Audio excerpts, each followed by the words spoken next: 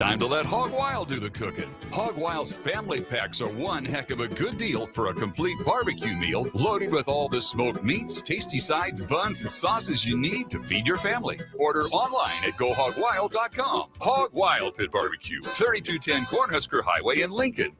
But don't be late, we close at 8. It's time to go one-on-one with DP.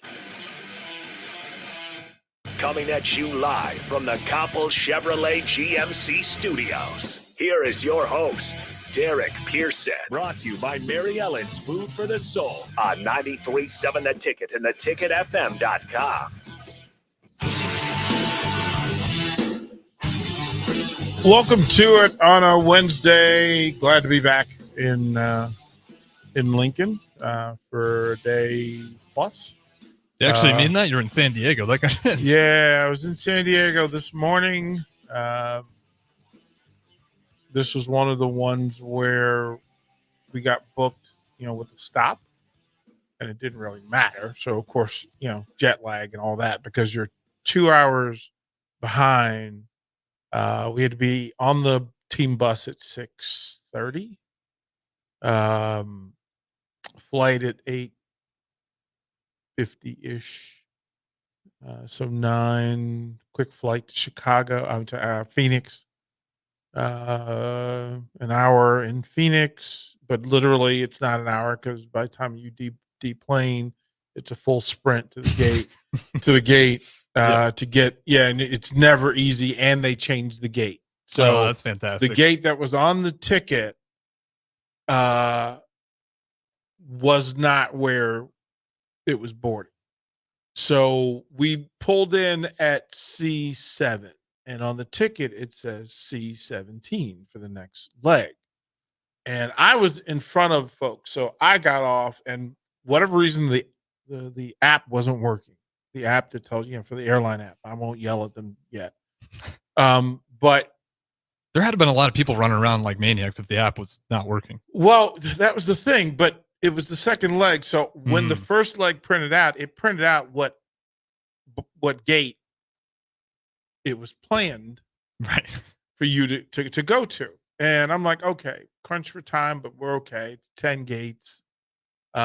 Even when you look at the airport, like I'm a person, I'll look at the airport to make sure, and it's from C7 to C17. So it's 10 gates. But even in this one, they had another tentacle that you had to go to get to 17. So you had to leave the one area from C7 to C1, make a right turn, go down 2 escalators long corridor to get to 17. Except for I get to 17 and it says that flight is going to San Jose. And I'm like, nope. This is a problem. So I'm still refreshing the phone, trying to get, of course, the phone. There's a weird thing that happens when you fly to San Diego. Sometimes your phone will roam, because at parts of it, if your phone is on, it will roam into Mexico. Because San Diego, the border, it's Tijuana. Yeah, it's far enough south, yeah. So that's a whole thing. Then the full, it's like, okay, so let me go and find the big board that tells you, okay, where are all the departures leaving from. And for whatever reason, there were 3 flights to Omaha within that window.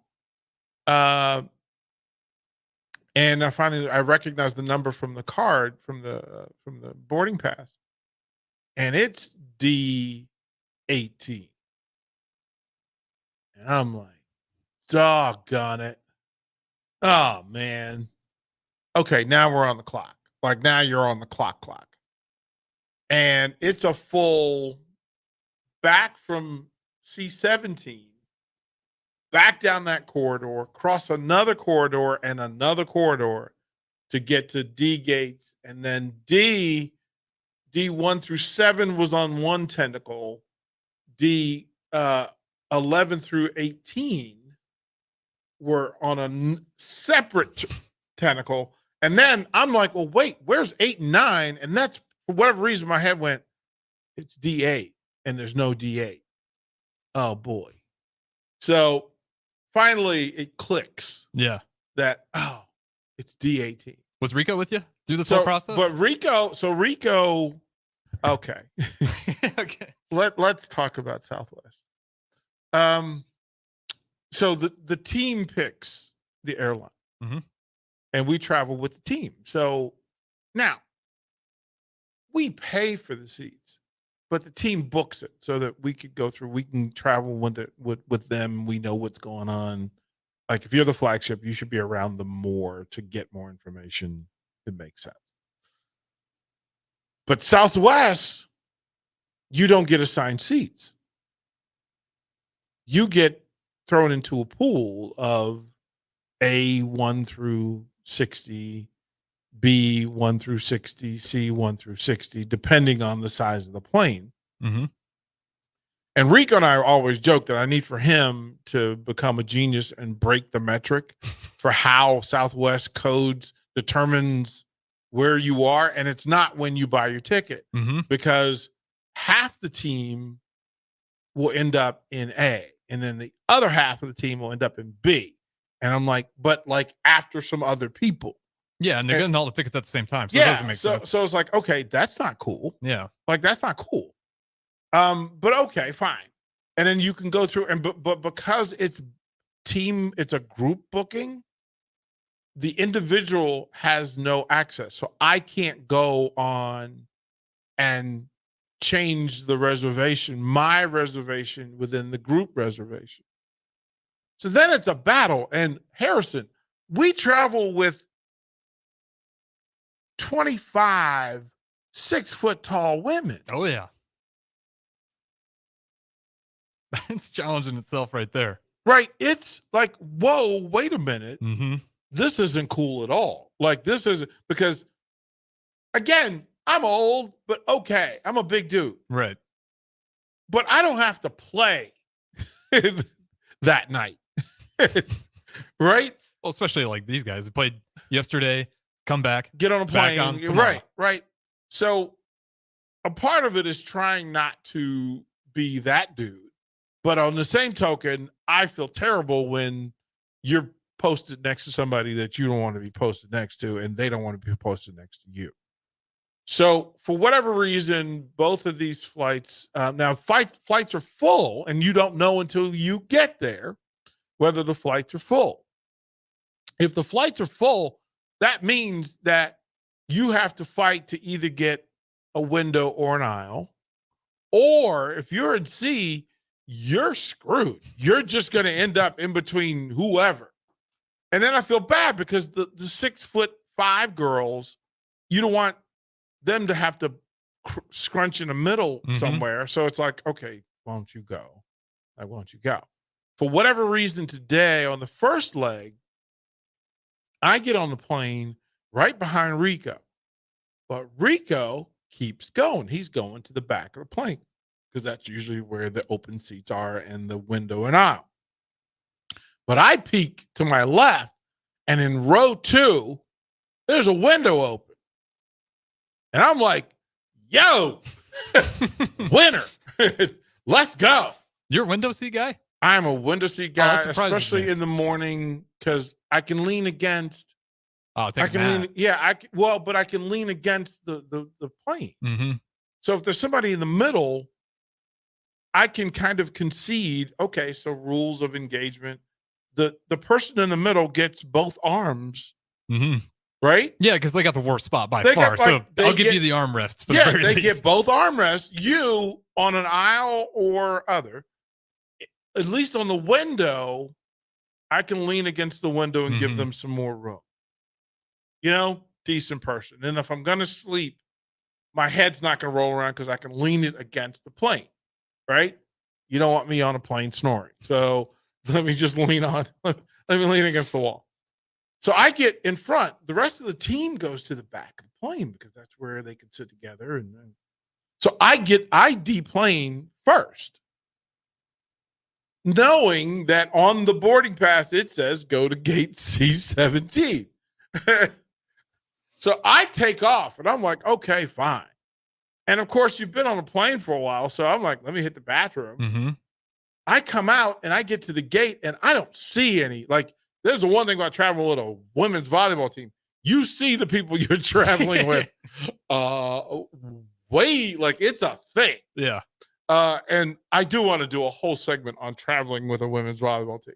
I bet you some good stories on that. Because it's its own thing. But there's nobody there. So Rico's calling me, and because my phone is wonking out, I know that somebody's calling, but it won't let me answer it. And so finally, I'm hoofing it to the gate. And as I turn the corner, Rico's like, well, hey, he's calling me. And he's like, did you get the message on where we are? I'm like, yeah. And at that point, we're there. So it's like, oh, man, it's so like you feel terrible, and it's its own thing. And then on the way, it's always interesting, Harrison, that even flying to Omaha, where the team is from, it is a thing where half the people on said plane, going or coming, are Supernovas fanatics, and they lose it. They lose it. Oh my God, I love you. It's Kendall White. Oh my God. I mean, it's hard not. You see Betty De La Cruz out there. Yeah, it's hard not to root for her. Yeah, like it's like, oh my God, you're the best. You're the best. And then you have the other half who are like, what is this a basketball team? Is this what's going on? I'd probably start with WNBA. It'd be my first guess. Well, but Omaha. Like, why? Why are you in Omaha? But it could be a connector, right? You don't know. Like, if they see us coming into the airport, and sometimes, like on the road, we're on a team bus. So when you get off of that and go into a hotel, they're like, what is happening here? Like, what is going on? And it's at the airport, women are engaging. Men become turtles. Because if you are in your own space and a 6'2" Amazon walks in, like the guys that on the they're like, what is happening? Who is that? Like, what is going on? And you go, okay. And then they go, so are you? And they travel in like sweats, like Supernova sweats. Like they got that team gear. They got the team gear on, right? And they go, are you on a team? Like, bruh, don't be so lame. Yeah, of course they're on a team. Like they're all wearing the same thing. And it says, and they look like premier athletes. Yeah, and they've got name tags, like name tags on the backpack that says, it's a team. They all have the same tag. So, okay. But then, and you get, for the women want pictures. They want selfies. They want things signed. The men freak out because you're tall. I was like, that's what you came up with, huh? Like that was your entry pass. Okay. No game. Wow. All right. It's really painful to watch sometimes. I will say, I mean, if you're like 5'8" and she's 6'5", that might be the first thing to come out. No, but I mean, like, if you're gonna shoot your shot, shoot your shot. Like, take a shot. Like, don't throw a brick. Like, don't bounce it off your foot. Like, don't. How many times have you heard that? Like, just for that first line. For that first line, we've had. I'll just say 7 road trips. I've heard that 100 times. 100 times. That's disappointing. 100. And then it's the people who are at the airport bar who are just toasting it up, right? And these are, they're on somebody's expense account, so they're kind of, have a good time, yeah. Right? They're kind of douche. Right? And they, let me see what's working here. I'm Mr. Somebody. Let me go shoot my shot. And no. You're really tall. No, it never works.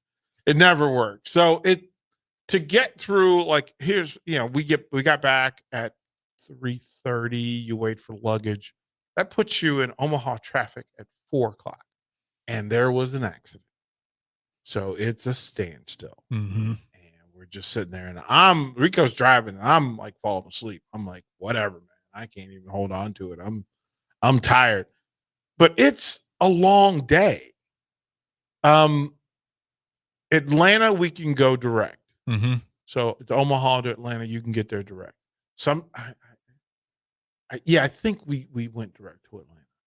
Yeah, I'm pretty sure. No, we went to Dallas and then Atlanta. Okay. But also we were traveling from Orlando, so we went from Orlando right. to Atlanta, and then Atlanta back to Omaha. Columbus, no direct. That's surprising. There's not a direct flight to Columbus. Not from Omaha, no. Grand Rapids, no. I can see that. Nope. Vegas, no. How is Vegas not? That seems like easy. That seems like one that's you gotta have. Yeah, it's weird. That's a frequent spot that most people are trying to get a direct flight to. It's weird. You can, but then it's a race to get tickets for 35 people. I see. Right? So then you have to find a flight, and then the whole thing. And then there's the whole hotel aspect of it, which is, so the league has rules and boundaries on how it's supposed to work. So the hotels, to give you a standard, that the hotel should be 5-star, which means it has 24-hour room service. Because the games are at night. Mm-hmm. And at the end of said game, 3 hours later, and then the interviews another hour, etc. to that, these players haven't eaten since lunch. Like, you have team snacks that you bring in. Yeah, give you just a little bit of energy so you can make it through the night, but Right, you're not eating a full meal right before the game. And then, pet peeve of mine, huge honking pet peeve. So tomorrow, let's say this was actually what happened in Vegas, in wherever we were. San Diego. They're using the college, San Diego State. So you play in San Diego State's arena. Mm-hmm. The bowl. Yeah. And I mean, inside it's nice, but okay. But they don't have professional people working it when it comes to certain aspects of it. They've cut some corners, the wrong corners, because they didn't have like media sheets and scout sheets that I need. They're like essential like for I broadcasters. need the sheets. And if you don't have them, the standard is to have them. Yeah, even for a high school game. And then it's my fault, but then it's my fault for not preparing as though they don't have it. So I know in a career to prepare as though they don't have it. So I'd rather have it and not need it than need it and not have it. So partially my fault, but it's a pro team. So you should have media people, and and no, they didn't. They also didn't even have they didn't have water for us. They didn't have sodas for us. They didn't have food for us, which, again, I'll point out, if I'm doing an Omaha game, we leave here at 3 to set up for the hour, or 4. Let's say we're leaving at 4. 6 o'clock first serve. We'll leave at 4. Pregame's at 5, right? So you push up a little bit earlier. So 3:30. From the moment pre-match starts, the pre-match show starts, through the match and the hour after the match, we're working. Like, we're talking. We don't have time to eat. Pet peeve. That's a fair one, though. To not have meals for media. Now, they have meals for the reporters, because the reporters don't do anything. Like, at any point, they could just go back and grab something to eat. I am talking. Yeah, you're stuck there until the game's over. Yeah, like, it's a thing. So I said, hey, not for nothing, hook a brother up. Like, come on. Like, just have meals. Now. Well, the bare minimum water. That's crazy they didn't even have water out there for you last night. That's not even a thing. have everything, but no water. We didn't have water, and Like, we that's don't have insane. runners on the road. We don't have runners on the road. Yeah. So, okay, at least at CHI, like we know the workers and we can kind of head nod, hey, Mhm. can you get me a water? And they'll run, go get it for you. And it's a dash just to be able to go to the bathroom because there's no bathroom at the scorer's table. So you have to, whatever the distance from the scorer's table to the bathroom, hope there's no line, sprint back to the table to get the call on. Do you size that up every arena you walk into? You have to march. You literally have to walk it. What about that one time Atlanta? You're up in the rafters. Oh, bro, you can't. You don't have time to take the elevator. No, you don't. No, you stuck. don't. You don't. It is not. And we go back to Grand Rapids. It's the last road game, last game of the season. It's a road game, and this is one where they invited CBS Sports to do television, and I am giddy to watch the chaos that's going to happen in Grand Rapids when they walk in and go, wait a minute, there's zero chance this setup is going to work for us. Mm-hmm. Zero chance. Not happening. Not happening. Well, we even had a couple times too where they haven't even had the Wi-Fi working or the equipment needed to call a good game. Like the Ethernet, like the guy was putting in the Ethernet line 20 minutes before we went live yesterday. I don't And he understand. put it in the wrong place. Yeah, like that. Doesn't that stress that? That stressed me out if I'm doing it 20 minutes before the game. It absolutely, but it stresses us out because it's not really a thing that should be happening. No. And the other side of it is, so they have a pass and serve, basically the equal to basketball game day shoot around. Mm-hmm. So early that late morning, early afternoon, they'll go to the arena. And mind you, it's Rico. And I'm like, Rico, here's the thing. When you go to pass and serve, everything should be working. Mm-hmm. Wherever we're gonna sit, it should be working. Don't leave until it's working. That's your job. It's facts. And so if there's chaos at night, it means either something changed or it wasn't checked. Mm-hmm. And, I'm running 3 businesses, man. Come on. Like, just handle a thing, right? You don't have to talk for 5 hours, 6 hours. Like, you don't. And like now, in case you've noticed, like I've started, like Rico, fine, you're going to do the last 20 minutes of the post-game show. Yeah. Like, I want you to understand the stress of this. Like, I'm going to put you on and let you do this. So it's always, all of it's interesting. And it's year one. I was going to say, was some of this anticipated? Like, because this was a big uptaking by you. You just mentioned it. You wear a lot of hats. And you and Renee, great team, but you're going into year one. Were you anticipating some of these? Yes. Okay. All of it. Because this is Renee's first year of broadcasting. And Renee's exceptional. She's a great student. Most great coaches are great students. And they will learn, okay, give her a boundary. And if I set her up and I know the things that she has ammunition for, right? And so that's easy. That's the easy part. And it was a great choice. But setting up, I mean, volleyball is such a different cadence than basketball, football, baseball, wrestling. It's a different cadence. Boxing, it's a different cadence. Mm-hmm. That's been a thing, right, to get that. And it took me probably 3 matches to go, okay. And then because you it's not only the play-by-play cadence, but the game cadence and then the play-by-play plus color cadence. Mm-hmm. And trying to get a coach who has an encyclopedia for every play, to give her, okay, how much time do you need to say what you need to say and to get the clue and the cue to get out, right? Mm-hmm. To get to break on time and knowing that you have to get, like, when we throw it back to you, I have to remind her that it's not 90 seconds from when we throw it to you. It's 90 seconds from when they call the timeout and the timer hits the button. So Rico will be signaling to go to break.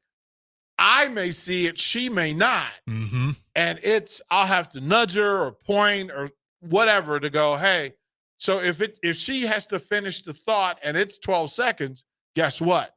We're behind the clock and it's a problem. Mm-hmm. So it's been really some of the stuff like Atlanta's like I expected Atlanta, Vegas, San Diego, Orlando. I expected in Omaha. I expected those 5 teams to just crush it. I think Vegas was really good when you went down there too. Well, right? because you want one big city, right? Quality arenas, right? So in those cities, either in all of these, it's either a pro hockey team or a college arena. So you're not playing in the high school gym. You're in an arena that produces big time events. And so anything that we can ask for, it should have already. It should have everything. And it should have the personnel for it. It should also have killer hotel. Now, let me just say it. Las Vegas, the pre-match stuff for Vegas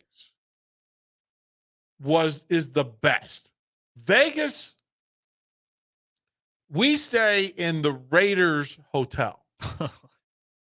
And it's brand new. I was going to say that team they've been there. It's brand new, and it's the Raiders. And you know what the Raiders do?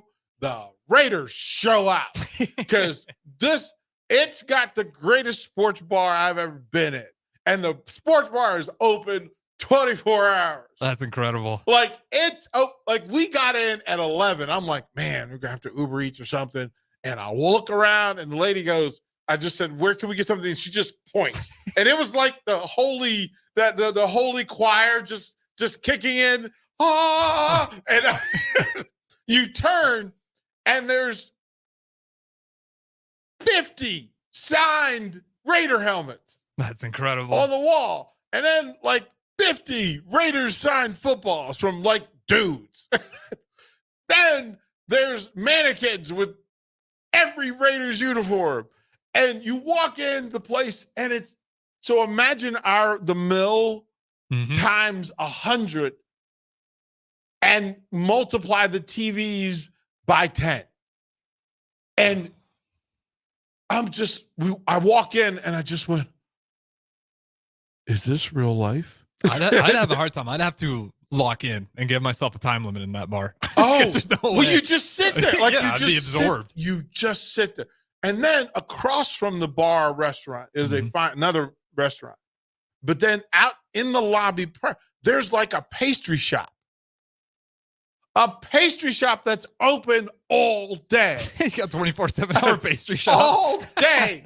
Bruh. And I mean, I'm not talking about just donut. I'm talking about like top level. It's Vegas. Dessert. Like and top across level. from the Raiders hotel. I'm not thinking of a small time deal. Oh, and by the way, if you get the urge, take 30 paces and there's a casino. There's a casino. Just wait. Hey, DP. Hi, buddy. How are you? Are you bored? Do you have a minute? You want to make something of yourself? Are you a casino guy? When you go to Vegas? I am not. I haven't gambled in Vegas. I would guess you'd be a craps table guy. No, I don't. I like to control my vices. That's smart. By it's like the whole drinking thing. That's why I don't do it, because I like being in control of me. And like that's why I don't do the betting thing, even like on pregame. Like, oh, what do you think this is gonna be? No, because I know anybody who says they know what's gonna happen is a liar. Like, you're a liar. You don't know what's going on. You have ask the coach of the team that's about to play what's going to happen tonight, and he has no idea. No idea. So the fact that I'm going to give hard-earned money betting, there was the thing. There's an article on ESPN today talking about there were the guys at the end of the bench in college basketball, right? Mm-hmm. And that there's some fantastic stories. There's some fantastic at the end of your bench at a Power 5 school. It's a story. And one of the examples was a guy who played, it might have been Purdue, who played Grambling in the first round. Oh, that was Purdue. Purdue, right? And they're talking about the guys at the end of the bench. And these are guys who, like the guy had 2 knee injuries, I believe, right? Yeah. He had to grind to stay on the team and to play. Like he in most cases, he would have given up. Mm-hmm. Like he would have just said, nope, I'll get my degree. I'll become a coach. I'll whatever. But it's too much work for me to go and do this, especially for the number 1 team in the country. Like being the 12th man, yeah, you get to ride along, but the work that's required for you to drag a leg through an entire season. The guy had scored 21 points. No, he had played 21 minutes all year. 21 minutes all year. And Purdue's blowing people out. Yeah. But you have to remember the second 5 has to get minutes. And then it's the final 2, 3, 4 walk-on guys, right? You're Steven Izzos. Right. The guys who are at the end of it who just get a moment. And when they finally get in a game, it's a big deal. Mm-hmm. So he tells the story of being in the tournament. And they're up 25. And coach puts him in the game. Now, the team is like, go get yours, bruh. Like, go get yours. Mm-hmm. He gets an open look. Purdue's up 25. The point spread is 27. He gets an open look, bangs the 3. Bangs the 3, covers the spread. They win by 28. You talk about the moment of all moments for this guy, right? Who scored 6 points all year. Mm-hmm. All year. And grinded and practiced and lifts all year. All year. He goes and turns on his phone, and he's got messages. And there is such poison and venom in these messages. You should go kill yourself. You're a terrible human being for shooting that shot. Just like he's like, what is wrong with these people? To make a game that has nothing to do with them about them. Right? I'm about that. You see that letter DJ Burns got? Yeah. Like people are insane with bets. Like I know a lot of people are like think it's ridiculous. I'm actually happy the NCAA is trying to take a step to eliminate some of these prop bets for college games. I don't think it's absolutely necessary to have all these. Like, and they're not just banning, like you can still think through the money line, but they're just the individual player prop bets they're trying to get rid of. And I think that's a fantastic idea because at least there's so much unnecessary hate. Like exactly what you said.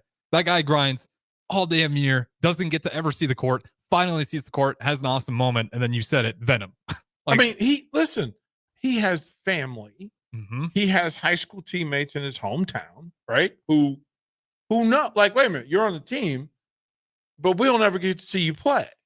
And instead of them making this a celebratory moment, they're going to make it about that.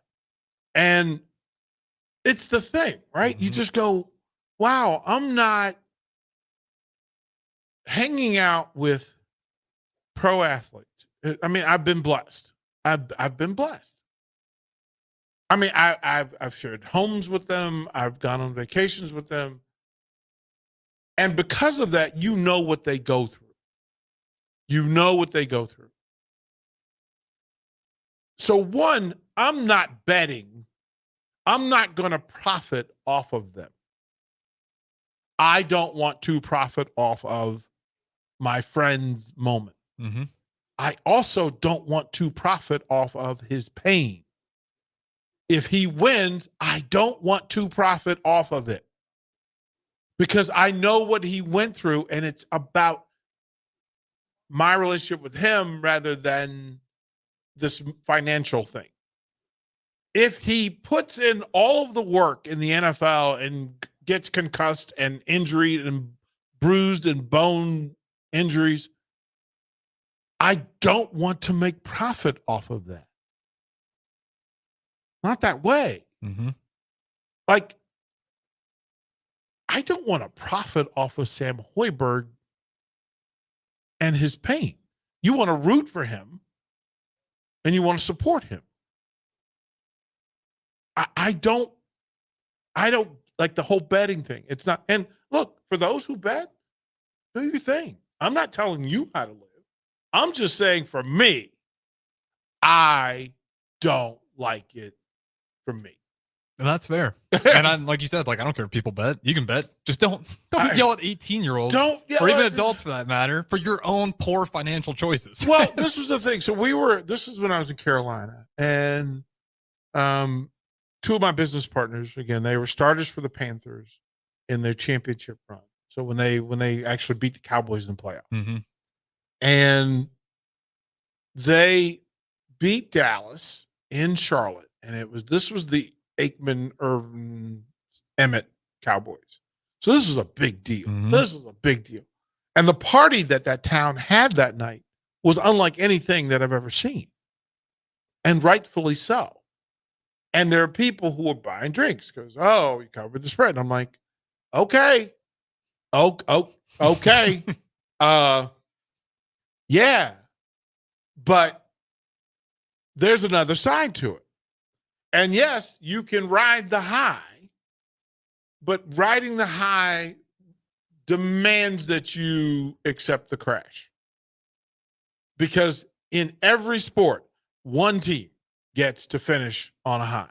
One. That means 90% of the athletes who play finish their season, this sucks. Yeah, one team, 99%, 99.9%. Right? Like, I mean, college basketball, there's, 231 teams or whatever the number is. Mm-hmm. And let's just say 68 get into the tournament. All 67 of them are going to hate their last game. They're going to hate it. And a large portion of them are going to hate it more because it's their last game. Mm-hmm. It's not just their last game at Nebraska. It's their last basketball game. Right? Just the pain. Mm-hmm. And to have somebody who sat at home on a couch eating nachos take ownership of it to do more harm in it. I get being supportive. I don't get the venom. I'm right there with you. We talk about time, but I'll never get over, like Chucky, played again here. I knew it was coming, but he got booed again. I just don't, it's a Nebraska kid just trying to make his right move, and what he's done at Wisconsin, it's been impressive. Like, I can't hate him for it. And I caught so much heat. You're one of us, DP. saying, no, just ease up. No, that's a human. Mm-hmm. Well, and I hope people got to listen to the We Talk Facts where they had his dad on too. And you get to hear his dad, and it's like, that's a good family. It's just a very respectable people that no one should have really any problems with. Here's the thing. There are athletes that I don't agree with. Mm-hmm. I still don't boo them because they're out there busting their hump. Mm-hmm. Like, I don't have to think Caitlin Clark or Reese, or Angel Reese are the best humans on the planet. I'm going to admire the work that they put in and the achievements they have.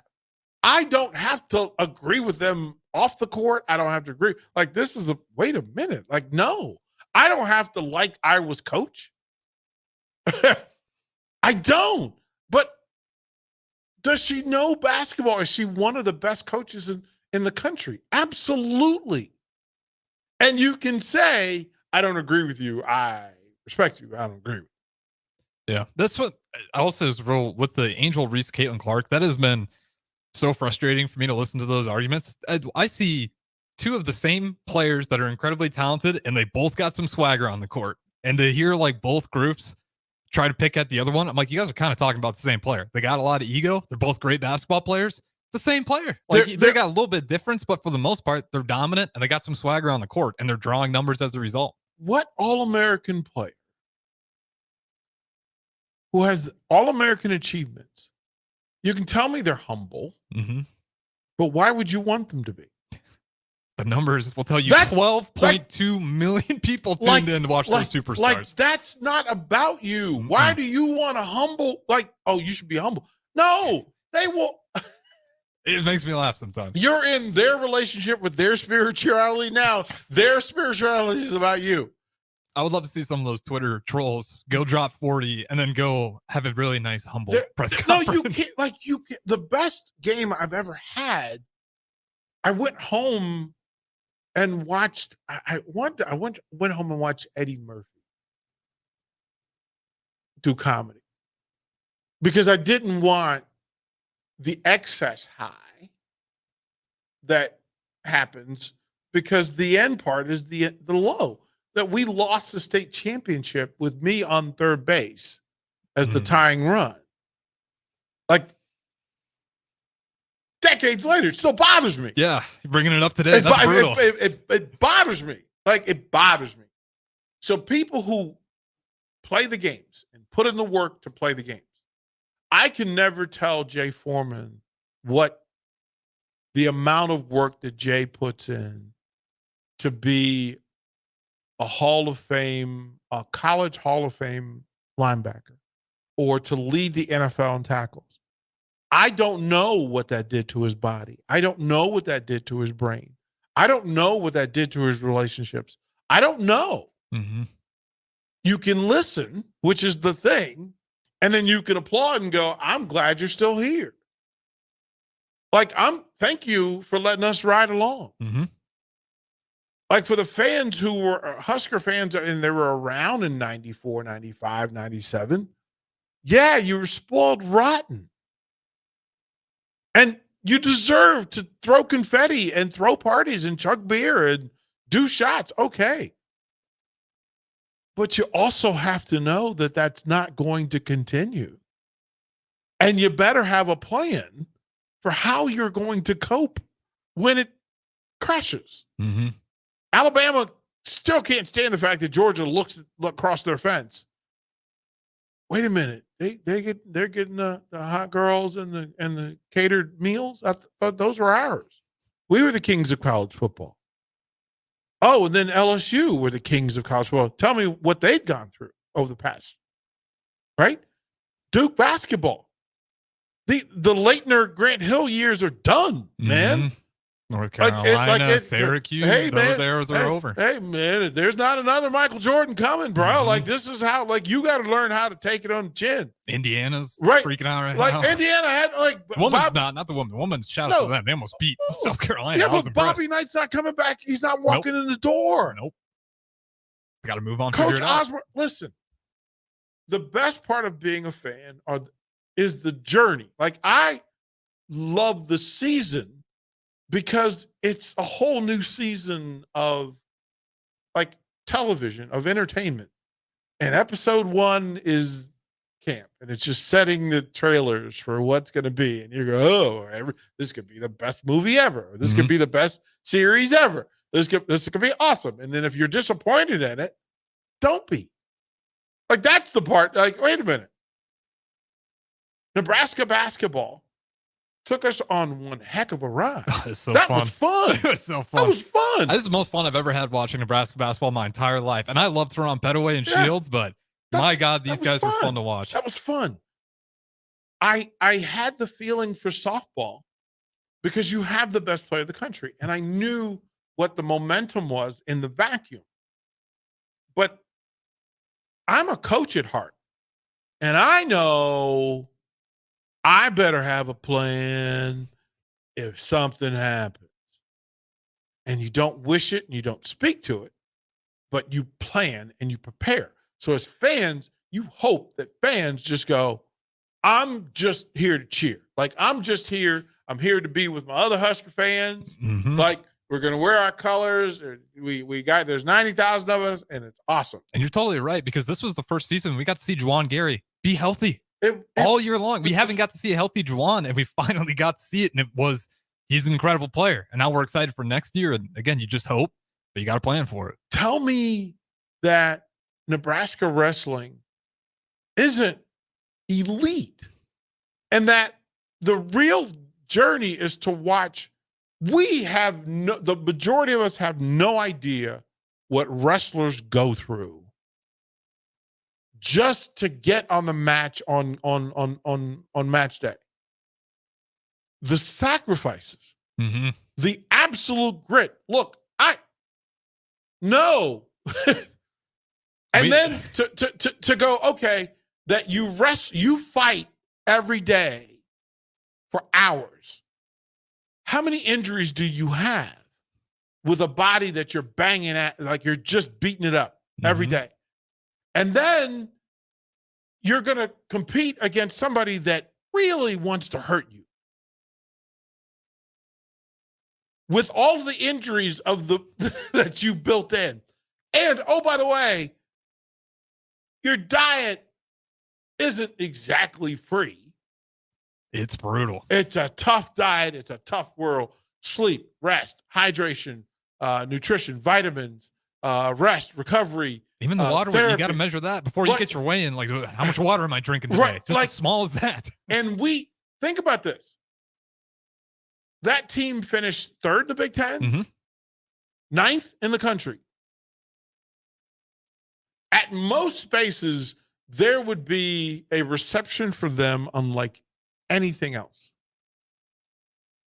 Volleyball was number 2 in the country. You remember the pain on the faces of the Nebraska volleyball team? Right? When they sat down, they were down in Tampa, and it's like, oh man, this sucks, but we're on the revenge tour. Yeah. I call it a revenge tour. There were people who criticized Coach Cook, and I just went, who hurt you? Like, that game didn't hurt you. The result didn't hurt you. Because your investment was time and emotion and, yelling at it. But you didn't go and have 400 swings a day and taking kills off the forehead and diving. How many times does Alexi Rodriguez have to dive, slide, and roll a week? A lot. So my thing in the fandom is be a fan and accept the good from it. And then when you get to a thing where you're not accepting it positively, then make a decision. And I have friends, and they're friends here in Lincoln, who the way they consume Nebraska athletics is unhealthy. It's unhealthy.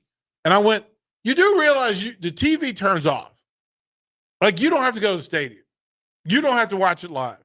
You don't have to drink during it. You don't have to overconsume food during it. You don't have to yell at your girlfriend during it. You don't. You don't. Yeah. And if you're using it as medicine for some other pain or hole in your life, the hole still exists. And when it goes left, that hole is going to hurt you. Figure out how to just, like we would tell the parents before. And there were things that we would do on the high school level. One, I wanted to meet the players, families, as soon as they made the team. As soon as they made the team.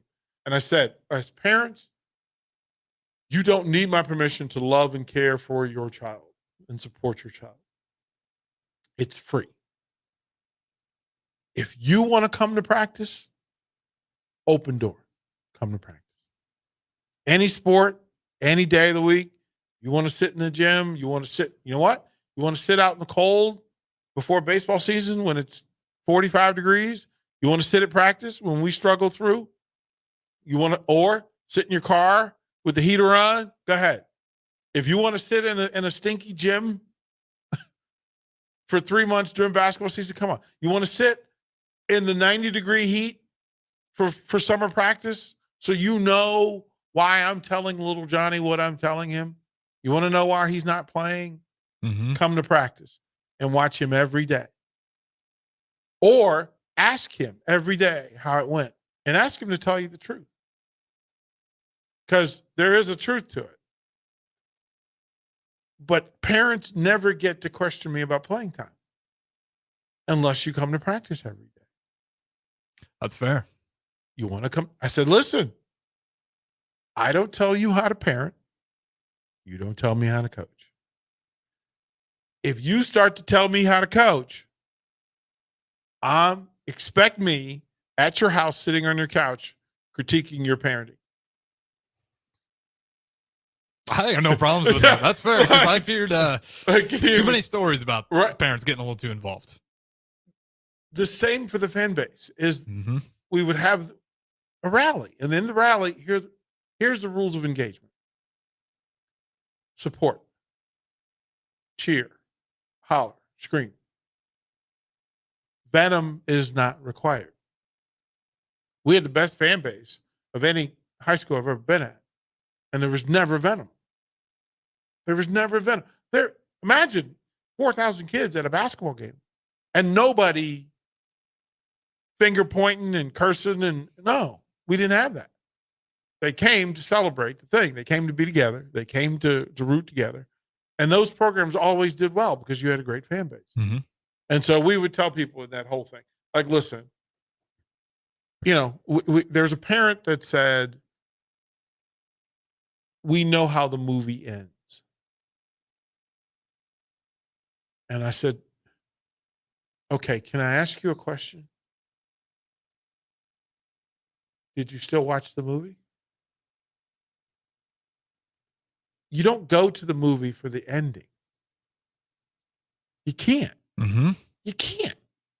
That means you spent 2 hours in the theater and spent money and bought popcorn and sodas and for the last 30 seconds. And it doesn't mean as much because you're just watching the ending, the journey, the thing that is the best part that you're trying to say here. Yeah. You're missing all of it. You missed all of it. You're going to get there for the final out? No. Go on the ride. Mm-hmm. Go on the ride. Don't just, be on the roller coaster at the end of it when it pulls back into the depot. Yeah, well, that's again why Nebraska basketball is so great this year because you go from Minnesota and you're like, I don't know about this team. They got promised, and then Creighton at home. And again, to think that's like you're not going to lose another home game after this. Like no one's minds were at that point. You can't, and you had to go along with it. Mm-hmm. And the best part of it were people being on the ride voluntarily and then being surprised that, hey, look at us. Look at us. So anyway. Let's hope my Bears can do that this year. Yeah. Hey, look, if they pull a Nebraska, it'll be quite the ride. I'm down for it. Quite the ride. All right. What's up next? Up next, we got Don't Punt Hour, and then we got Brewington, and then we got Malone Radio on Wednesdays as well. And then we'll have a replay, and then we'll be right back up to the daily end. So plenty here left on Ticket Weeknights. Harrison Yarns on the 1s and 2s. I'll carry you guys through the rest of the night, and we'll talk to you in just a little bit.